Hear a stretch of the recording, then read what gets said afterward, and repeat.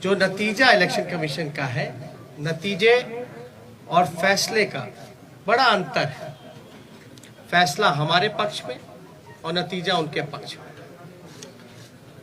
ये कोई बिहार में पहली ऐसी पक्ष में वो वोट मिले जिसको रद्द किया गया।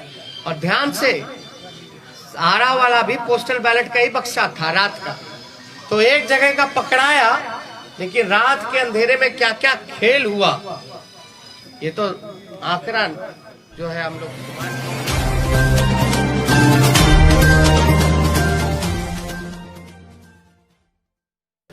सबसे पहले मैं बड़ा विनम्रता से हाथ जोड़ करके नतमस्तक हो करके बिहार की जनता को धन्यवाद देना चाहूँगा।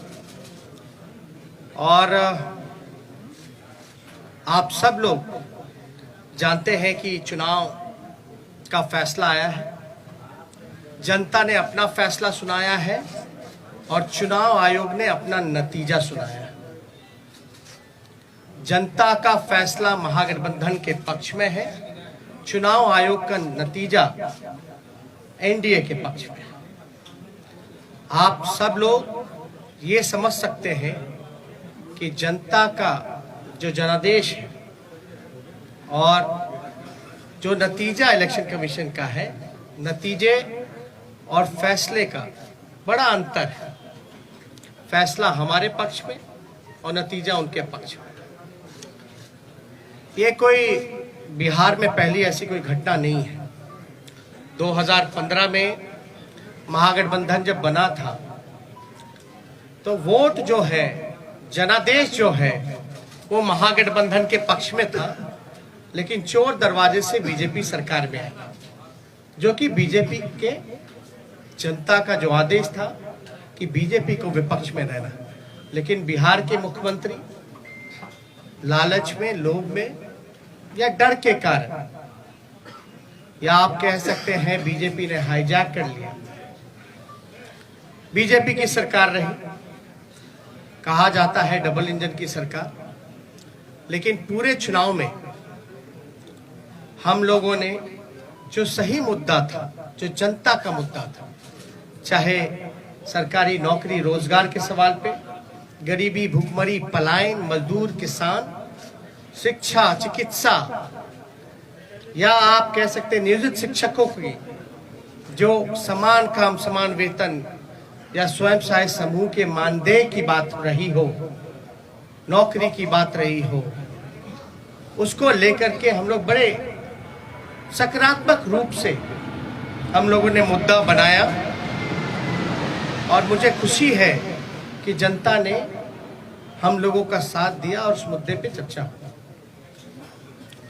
और मैं अभी भी कहना चाहता हूं कि देश का, बिहार का ही नहीं बल्कि देश का युवा, मजदूर, किसान, स्वयं सहायता समूह, जीविका दीदी हो, आंगनबाड़ी हो, आशा वर्कर हो, विकास मित्र हो, नियोजित शिक्षक हो, जो हमारे श्रमवीर रहे हो, आज सब लोगों में आक्रोश है। आक्रोश इस बात का, धन बल छल, धन बल छल। एक तरफ देश के प्रधानमंत्री, बहुत ही शक्तिशाली प्रधानमंत्री, और एक बिहार के मुख्यमंत्री, तमाम पूंजीपति एक तरफ रहे, जोड़ भाग गुना सब कुछ करने के बावजूद भी इस 31 साल के नौजवान को रोकने में नाकाम रहे।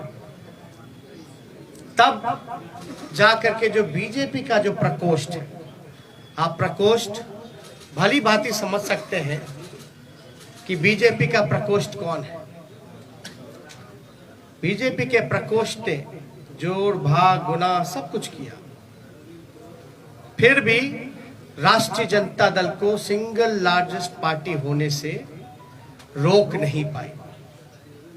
और महागठबंधन के सभी साथियों ने एकजुट होकर के हम लोगों ने मुद्दे की चुनाव पर हम लोग चुनाव लड़ने का काम किया। और आप जानते हैं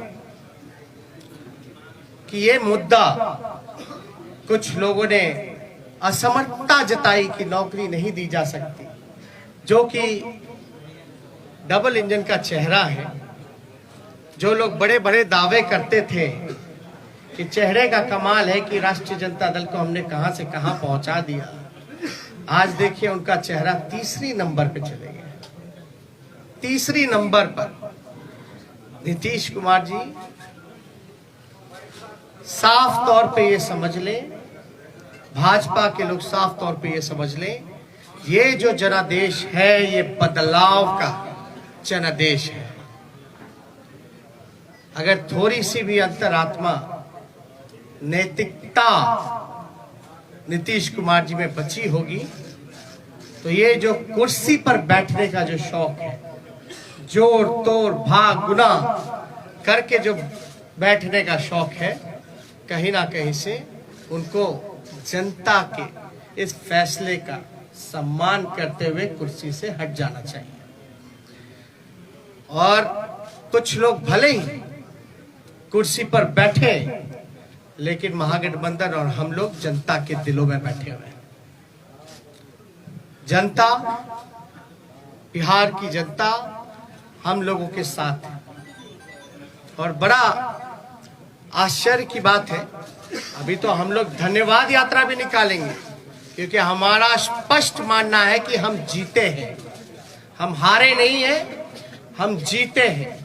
पहली बार देश के किसी विपक्ष ने एक एजेंडा सेट किया और ये जो नतीजा आया है ये हमारे पक्ष में फैसला है और नतीजा जो उनके पक्ष में। लेकिन क्या ये सवाल खड़ा होता है कि देश के खासतौर पे बेरोजगारी, जहां बिहार में 46.6% है, जहां मुख्यमंत्री असमर्थता जताते हैं कि नौकरी नहीं दे सकते, तो क्या बिहार का जनता रोजगार नहीं चाहता? बिहार का जनता सरकारी नौकरी नहीं चाहता? ये सवाल खड़ा करता है।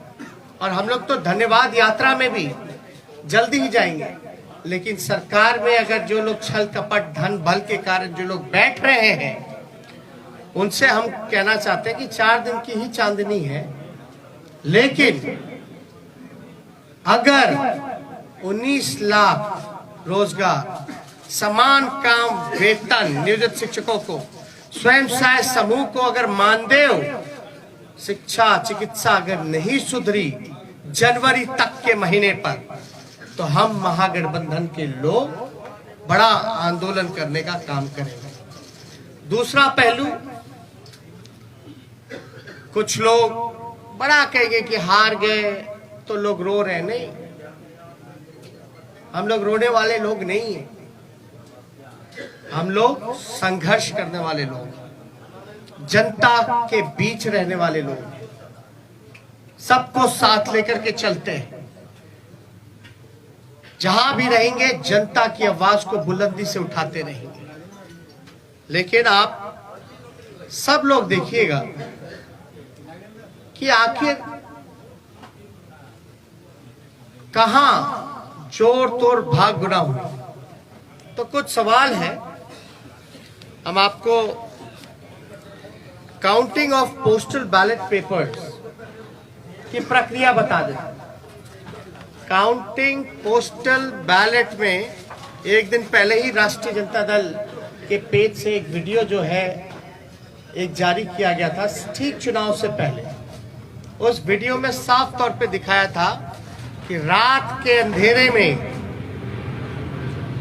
आरा में रात के अंधेरे में एक गाड़ी निकली, उस गाड़ी में पोस्टल बैलेट के बक्से निकले। चुनाव आयोग बताए कि रात में कोई भी ट्रांसपोर्टेशन, चुनाव के वोट बक्से कोई इधर से उधर ले जाया जा सकता, नहीं ले जाया। और अगर आप इन्हीं के लॉस की बात करें इलेक्शन कमीशन का कि क्या प्रोसीजर होना चाहिए, counting of postal ballets paper 15.15.4 इनका पॉइंट है, उन्हीं का इलेक्शन कमीशन का।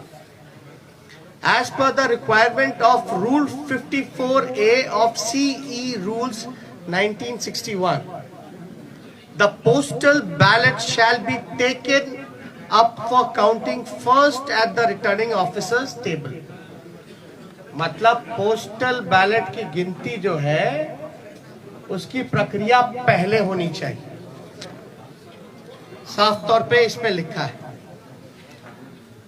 और under the law rule 54A of the conduct of the election rules 1961, the postal ballot papers are to be counted first. It is clarified further that it is not necessary to wait for the counting of postal ballots to be completed before counting of votes recorded in EVM starts. मतलब आपको जरूरी नहीं आप इंतजार कर सके, आपको प्रक्रिया जो है समांतरण शुरू कर देनी चाहिए।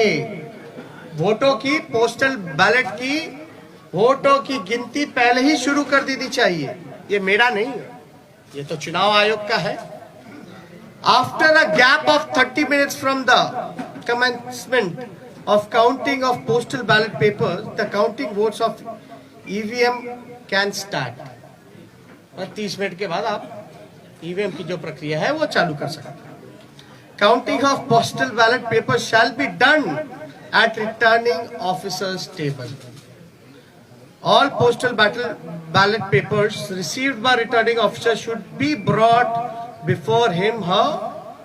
Only such postal ballot papers are received before the hour fixed for commencement of the counting shall be counted. तो इसमें साफ तौर पे ये जिक्र किया गया है कि प्रक्रिया जो है पोस्टल बैलेट की पहले होनी चाहिए, और जरूरी नहीं है कि आप जो है पहले ईवीएम के ही करिए, आप पोस्टल बैलेट पहले काउंट कीजिए, उसके 30 मिनट बाद आप ईवीएम की गिनती चालू कर सकते हैं। एक और है 15 पॉइंट, पेज नंबर 260 में जाके देखिएगा। In case the victory margin is less than total numbers of postal ballot received, then there should be a mandatory reverification of all postal ballots in the presence of observer and the RO. All the postal ballots rejected as invalid, as well postal votes counted in favor of each and every candidate shall once again be verified and tallied. The observer and the RO shall record the finding of re-verification and satisfy themselves before finalizing the result. The entire proceeding should be videographed without compromising the secrecy of ballot, and the video cassettes CD should be sealed in a separate envelope for future reference. इसमें साफ तौर पे है कि आप चाहे postal जो invalid हो या वैलिड हो, आपको ऑब्जर्वर और इन सब के सामने जो है वीडियोग्राफी करा करके इसका सीडी भी जितना वीडियोग्राफ्ट है, कैसेट्स है, इन सब को सील करके रखा जाए। और ये सील का जो ड्यूरेशन होता है ये बड़ा इंटरेस्टिंग है। चुनाव नतीजे के 40 दिन तक इलेक्शन कमीशन को ये अनुमति है कि वो पोस्टल बैलेट्स को जो है सील रख सकते हैं। आप शिकायत जो होगा आपको सेटिस्फाई करना है। You have to satisfy all the candidates whether if they have doubts, because ये इलेक्शन कमीशन की ड्यूटी है। अब एक और इंटरेस्टिंग डेटा आप लोगों को हम बताना चाहेंगे। एनडीए को जो कुल वोट मिला 1,57,728। मैं दोहरा दूं, एनडीए का जो कुल वोट है 1,57,728, जिसका प्रतिशत निकल के आता है ऑल ओवर चुनाव का 37.3। महागठबंधन को वोट जो मिले 1,56,88,458, 1,56,88,458 56,88,458 जो कुल प्रतिशत महागठबंधन का निकल के आता है वो 37.2 हमें मिले 37.2 और एनडीए को मिले 37.3 यानी 1 पॉइंट का अंतर है। 0.1 का अंतर है जो कि अगर वोट में अगर कन्वर्ट करें तो ये 12,270 वोट का अंतर यानी एनडीए और महागठबंधन का कुल वोटों का अंतर 12,270 का है। अब 12,000 में वो उनको 15 सीट लीडिंग पे है, आगे है। ये आश्चर्य की बात है कि 12,000 में वो 15 सीटें जीत गए। और याद कीजिएगा, अद्भुत आंकड़ा हम आपको और भी देंगे कि पोस्टल बैलेट्स वोट कौन देता है? जो सर्विस में है, ज्यादातर शिक्षक लोग हैं जो कि एजुकेटेड हैं, वो लोग हैं जो जागरूक लोग हैं, जो जानते हैं कि वो पोस्टल से भी मतदान कर सकते हैं। और कई लोग ऐसे होंगे जो कई बार पोस्टल से मतदान किया गया होगा, एनवलप में करते हैं, बैलेट पे करते हैं। यानी जो जागरूक व्यक्ति है वही ये काम कर सकता है।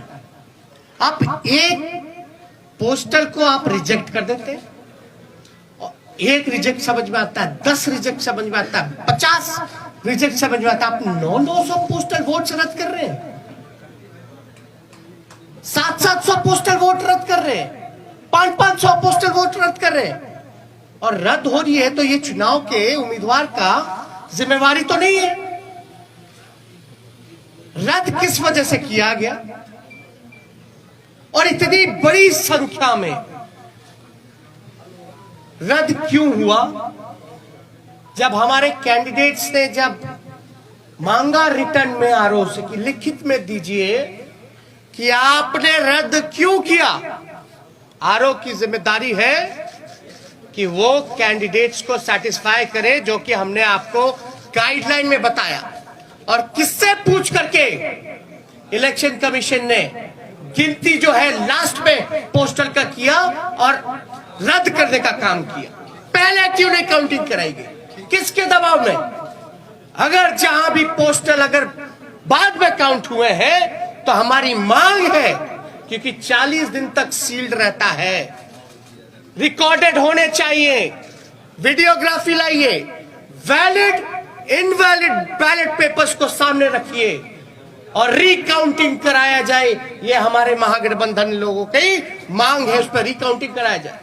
हमारी जो हार हुई 17 वोट से, 12 वोट से, 50 वोट से, 70 वोट से, 100 वोट से, 150 वोट से लगभग 20 सीटों को हराया गया। ये कौन जवाब देगा? ये लोग बोलते रहे रोए रोए, लेकिन मेरा सवाल जायज है। चुनौती देता हूं बिहार के मुख्यमंत्री को, जो चोर दरवाजे से सत्ता हटियाना चाहते हैं, सत्ताधारियों को, कि पोस्टिंग पोल, एक सवाल का जवाब दे कि पोस्टिंग जो हुआ है बैलेट का, पोल जो हुआ है वो पहले होना चाहिए या बाद में होना चाहिए? वही लोग बताएं। मेरा सवाल, अब बाद में हुआ तो किसकी गलती है? बस इतना सा मामूली सा सिंपल आंसर हम जानना चाहते हैं कि आप जो गाइडलाइंस है चुनाव आयोग का, साफ तौर पे इस पे लिखा हुआ है, इस पे साफ तौर पे लिखा है 15.15.4 counting of postal ballot papers, इस पे साफ तौर पे लिखा है। बताएं अगर काउंटिंग कराने में क्यों नहीं करा रहे भाई? हम लोगों के कैंडिडेट डिमांड करते रह गए, लेकिन हमारी बात को सुना नहीं गया, हमारे उम्मीदवारों को सुना नहीं गया। लास्ट में कई जगह तो ऐसा हुआ, राघोपुर का ही हम बता दें, राघोपुर का हम अपना बता दें, 3 बजे तक प्रक्रिया पूरी कर ली गई, रात के 11 बजे सर्टिफिकेट मिल गया। 11 बजे मेरा तो 37,000 का डिफरेंस था, लेकिन जहां कम मार्जिन, जहां हम जीत रहे थे, वहां पोस्टल बैलेट 900 संख्या में। तो आप कराते क्यों भैया? जब रद्द ही करना है तो पोस्टल पे काउंट ही मत कर, वोट ही मत कराइए। अगर पोस्टल का अगर कोई वैल्यू नहीं है, रद्द ही करना है, तो आप वोट क्यों कराते हैं? काउंटिंग प्रक्रिया में क्यों जोड़ते हैं? या तो रिकाउंटिंग कराइए, आपके पास तो पूरा दस्तावेज, सब दूध का दूध, पानी का पानी हो जाएगा, पता चल जाएगा कौन किसके दबाव में काम कर रहा है, किसके इशारे पे काम कर रहा है। तो ये कई जगह तो सर्टिफिकेट दे करके छीनने का प्रयास किया गया। अब आप बताइए, हम सबूत कहां से लाए? ना मोबाइल ले जाने दिया जाता है, मोबाइल ले जाने दिया जाता तो सब पता चल जाता, ना किसी को प्रवेश किया करने दिया जाता है। हमको तो छोड़ दी, मीडिया के लोगों को भी प्रवेश नहीं करने दिया जाता है। और लोग कह रहे हैं कि सबूत ला। कहां से लाए सबूत? सबूत तो वहीं से आएगा ना जब आप इसकी रिकॉर्डिंग निकालिएगा, सीसीटीवी की, वीडियोग्राफी की। बैलेट इनवैलिड जो क्यों निकाल के दिखाओ ना जनता को। क्या जिनका रद्द किया गया वोट, क्या तो आप वोटर मानते ही नहीं है? अगर रद्द हुआ तो क्या प्रक्रिया है कि वो फिर से पूर्ण मतदान करे? चुनाव आयोग के लिए तो एक एक वोट का महत्व है ना। लोकतंत्र में आप 900 वोट पोस्टल बैलेट का रद्द कर दीजिएगा एक कॉन्स्टिट्यूएंसी में, और वो भी एजुकेटेड जागरूक वोटर्स का, जो सर्विस में है, उनके वोट के मान नहीं होगा, तो भाई सवाल तो बनता है। क्योंकि ये लोकतंत्र बचाने की लड़ाई है, और लोकतंत्र कैसे बचे? और एक वोट से हार भी होती है, जीत भी होती है। लेकिन आप देख रहे होंगे ना, चेहरे का चमक कहां चला गया? तीसरे नंबर पर। अब तक सामने नहीं आए, फिर क्वारंटाइन हो गया, फिर क्वारंटाइन हो गया। अरे भैया, अंतरात्मा जगाइए। नैतिकता, सिद्धांत, नीति, विचार सब धूमिल आपने कर लिया। अब आपने तो खुद कहा संन्यास लेने की बात। संन्यास लेने का काम कर रहे हैं तो कम से कम आखिरी के क्षण दिनों में काली अपने मुंह पे मत पुतवा करके जाइए। काली अपने मुंह पर या जनता का हाय लेकर के अपने राजनीतिक सफर का अंत मत कीजिए नीतीश जी। अंतरात्मा जगाइए। इसलिए हम सब लोगों को लगा कि ये प्रेस कॉन्फ्रेंस करना, और मैं पुनः बिहार को धन्यवाद दूंगा, धन्यवाद यात्रा करूंगा। भले ही छल कपट से कुर्सी पे ना बैठ पाए, लेकिन जो लोगों ने अपने दिलों में बैठाया है, इसके लिए हम जरूर जनता को धन्यवाद देंगे। और हमारा मानना है महागठबंधन की जीत हुई है, डबल इंजन की हार हुई है, जनता हमारे साथ है। और कुछ प्रकोष्ठ के लोग जो नतीजा, फैसला नहीं, जिन्होंने नतीजा सुनाया, वो भी तो किसी के दबाव में काम कर। तो इसलिए ज्यादा कुछ ना कह के, अगर आप लोगों का कोई सवाल हो तो उसका जवाब देना चाहिए। एक मिनट, सवाल बहुत संगठित तरीके से पूछेगा, एक पर एक। हाँ, आप पूछिए। क्या महागठबंधन बिहार में फिर से सरकार बनाने की कोई कोशिश करेगी? कहीं से उम्मीद वैसी है, या फिर और कोई आंकड़ों के द्वारा सरकार बनाने की कोई कोशिश होगी? देखिए, हमने साफ तौर पे बोला, ये मैंडेट जो है बदलाव का मैंडेट है। ये जनादेश जनता ने बदलाव के लिए दिया। तो जो लोग बदलाव के साथ हैं, इस चीजों को समझेंगे तो जरूर वो अपना फैसला लेंगे। क्या आरजेडी इस कोशिश में है कि जो छोटे दल को साथ में लिया जाए? अभी हमने तो साफ तौर पे बोला कि ये जनादेश जो है बदलाव का है। ये उनके ऊपर है कि वो जनता के साथ, इस फैसले के साथ रहते हैं नहीं रहते। इधर से एक सवाल। तेजस्वी जी, कांग्रेस को 70 सीटें आरजेडी ने दी, महागठबंधन में 70 सीटें मिली, 19 गठबंधन जीते, उनके ही नेता कह रहे हैं कि हमारी वजह से तेजस्वी की सरकार नहीं बन पाई।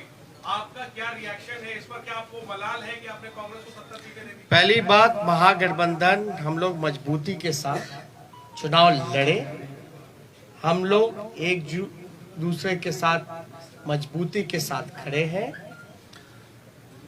कौन क्या कहता है ये विश्लेषण का समय नहीं है।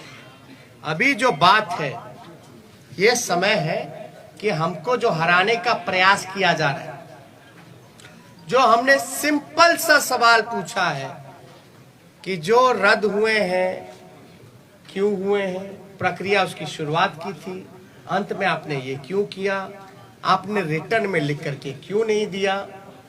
मेरा अभी भी मानना है कि लगभग ऐसे 20 सीटें जो हैं हम लोगों को हराया गया है।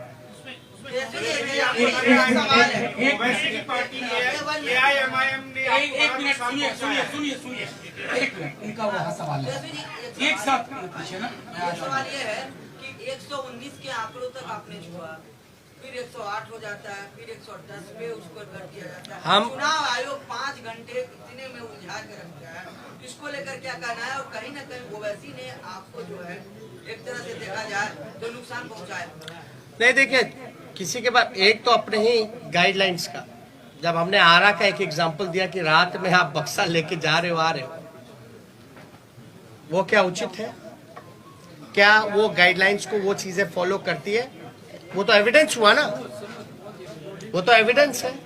वीडियो में आपका आईडी कार्ड भी दिख जाएगा, बैलेट पे बक्से जो रखे हुए हैं स्टील के, उसमें नंबर भी दिया जाएगा, गाड़ी का नंबर भी मिल जाएगा। तो उसमें हम तो स्पष्ट रूप से मान रहे हैं कि हमको तो कम से कम 130 सीटें महागठबंधन को मिली है। 130 सीटें मिनिमम महागठबंधन को मिली है। सवाल उठाया है गाइडलाइन, आपने सवाल उठाया है रद्द हुआ है पोस्टल बैलेट।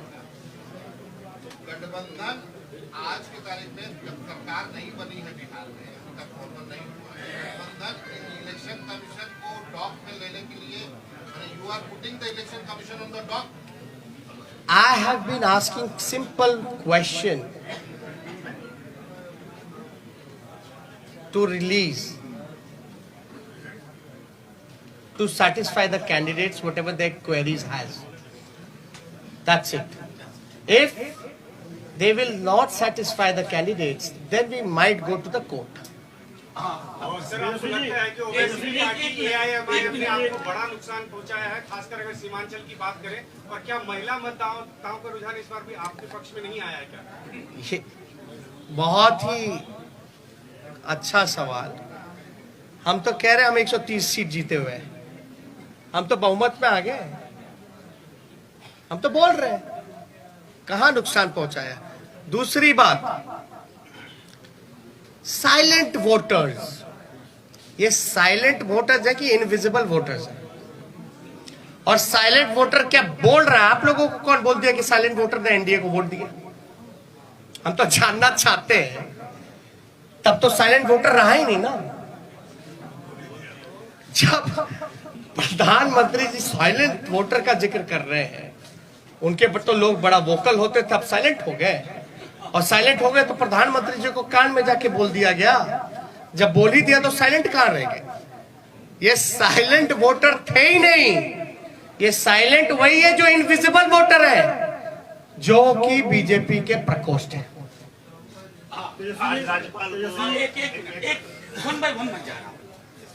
तेजस्वी जी, नीतीश कुमार कहते हैं कि महिलाएं आज भी उनके साथ हैं, महिलाओं का साथ रहा इसलिए उन्होंने सत्ता वापसी फिर से करनी है। दूसरी बात, आप कह रहे हैं कि हमारे साथ अन्याय हुआ है, तो क्या न्याय पाने के लिए कोर्ट का दरवाजा खटखटाएंगे, सुप्रीम कोर्ट, हाईकोर्ट जाएंगे आप लोग? देखिए, कौन किसके साथ है, कहां किसके साथ है, हा? लेकिन हमारे आंकड़े के हिसाब से जो कैंडिडेट वहां रहे, हम तो 130 पे हैं। हम तो ये कह रहे बिहार की जनता हमारे साथ है। आप क्यों जोड़ गुना भाग करा करके आप सरकार हथियाना चाहते हो? पहली बात, महिलाओं की जहां तक बात आएगी, तो जब सरकारी नौकरी मिलता है तो उसमें महिलाएं नहीं है? आप देखिएगा महंगाई इतनी बढ़ गई तो क्या महिलाओं के किचन को इफेक्ट नहीं किया? सिलेंडर का दाम क्या है? घर का बिजली बिहार में सबसे महंगा है, क्या वो महिलाओं को असर नहीं करता है? ये महिला को अगर पहले नुकसान होता था अगर शराब का, घर का पैसे का, तो 200 रुपए का, आज नीतीश कुमार जी की वजह से जो ब्लैक मार्केट बन गया है वही 200 रुपए से ज्यादा 500 रुपए का घाटा हो रहा है महिलाओं को। तो कहां से उनके साथ महिलाएं भाई? ये सब केवल एक स्क्रिप्टेड प्रोपेगेंडा चलाया गया है, और जो कि इस इलेक्शन में ये जितने स्क्रिप्टेड प्रोपेगेंडा चलाने की कोशिश की गई, अरे आपने तो देखा इस चुनाव में इतने शक्तिशाली पीएम हो, मुख्यमंत्री हो, अब शब्द भी मेरे को कहा, मेरे परिवार को कहा, फिर भी हम आशीर्वचन के तौर पे हमने चुनाव लड़ा। तो कहां से आपका? देखिए सिंपल, मैं तो सत्ता में बैठे लोगों से भी पूछना चाहता हूं कि आप बताइए प्रोसीजर क्या है पोस्टल का, गिनती की क्या प्रक्रिया है, क्या वो फॉलो हुई है नहीं हुई है? अगर हुई नहीं हुई जो भी छोड़िए अलग बात, या हमारे जो उम्मीदवार रहे अगर वो कोई क्वेरी इलेक्शन कमीशन को उस समय पूछ रहे थे तो उस समय इनकार क्यों किया गया, लिखित तौर पे क्यों नहीं दिया गया? और अब हम सभी उम्मीदवार जो है लिख करके इलेक्शन कमीशन को भेज रहे हैं, और हमको तो सीडी भी चाहिए, वीडियोग्राफी भी देखना है। इससे पहले कि मैं अगला सवाल तेजस्वी जी के लिए लूं, मैं एक चीज और उसमें जोड़ देना चाहता हूं।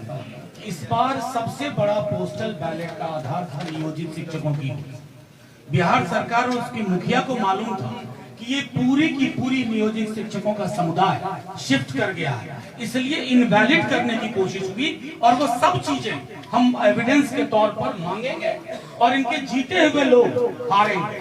और एक बात, इनवैलिड करने का कारण जो हमको संदेह है ये है कि पोस्टल की जितनी भी काउंटिंग हुई है, एज एन एग्जाम्पल राघोपुर अगर लेते हैं, मेरे क्षेत्र का लीजिएगा, जहां हम 37,000 से चुनाव जीते, जहां हम अच्छे से चुनाव जीते हैं, वहां भी पोस्टल में हम जीते हुए हैं लगभग 3 गुना ज्यादा से।